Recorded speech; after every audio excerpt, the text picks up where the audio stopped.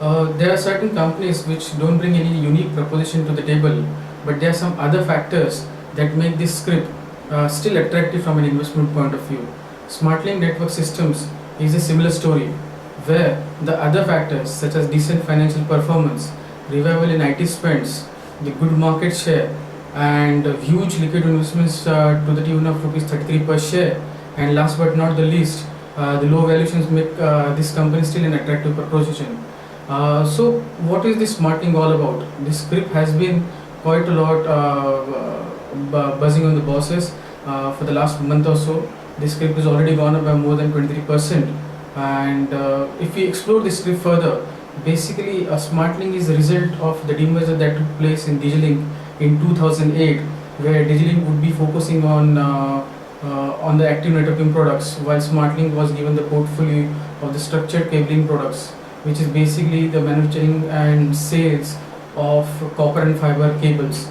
Now, this company has reorganized its business into three segments.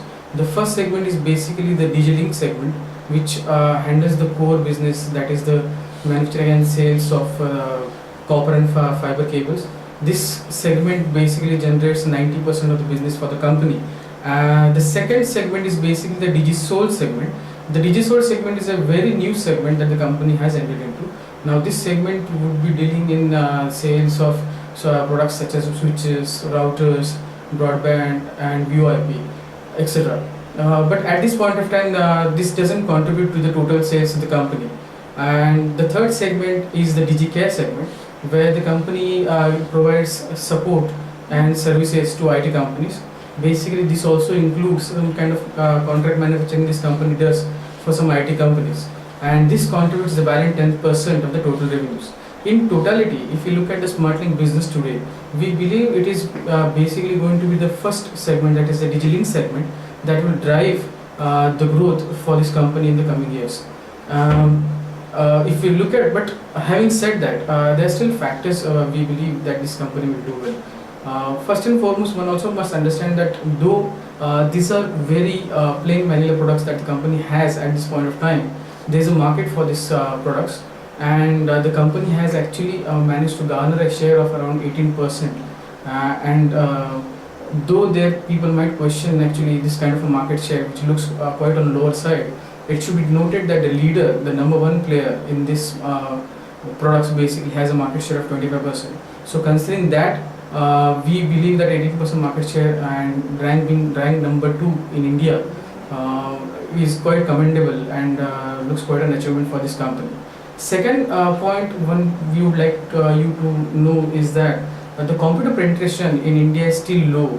If one looks at the statistical figures, then the computer penetration in India is still low at just 7%. Now, nothing can go wrong with this, and this number is only going to increase as the penetration increases, and this would directly create that demand for the products of SmartLink, which augurs well for this company going forward. That apart, one should also note that there is huge investments that are going in deploying huge IT infrastructures as the need increases, and this demand is basically coming from the corporates, big or small. Then this is also coming from the government agencies. This is also the demand is also coming from the education sector, the telecommunication sector, etc. So going forward, this demand is only going to increase and would create a substantial kind of a sizable kind of a market for companies such as SmartLink, SmartLink Network Systems. If we go ahead and we look at the two other important factors basically, which make this company even more attractive from an investment point of view. First and foremost is basically one has to note that this company has been a consistent dividend payer, and its current dividend, that is FY10 dividend, stands at 2.5 per share.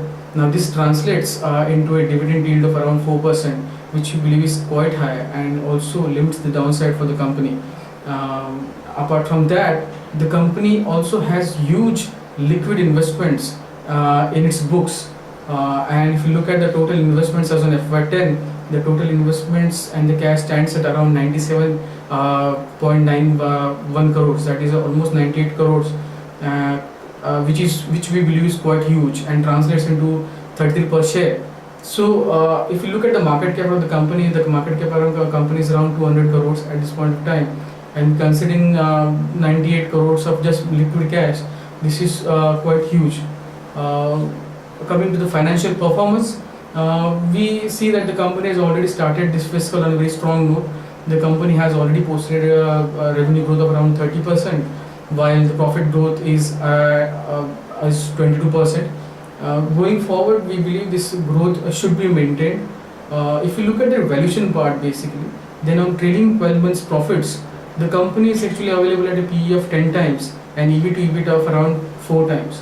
But if we adjust the liquid and the liquid investments part of this from the business, then the business is actually available at the valuation of 5 times and EV to EBITDA of around 2 times.